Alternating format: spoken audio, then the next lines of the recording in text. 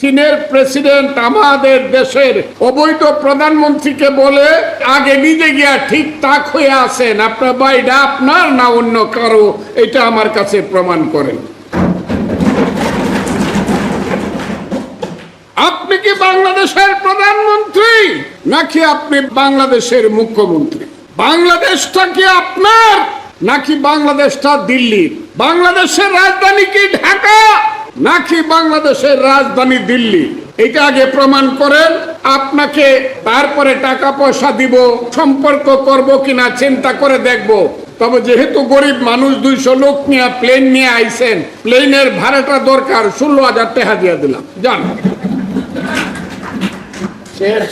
এ হলো বাংলাদেশ। লজ্জা নাই, লজ্জা নাই। ওনারা অনেক বলতে পারে, আমি অত বলি না, কারণ ও যে মানুষের কন্যা তার ব্যাপারে আমি কিছু বলবো না, ওনারা বলুক।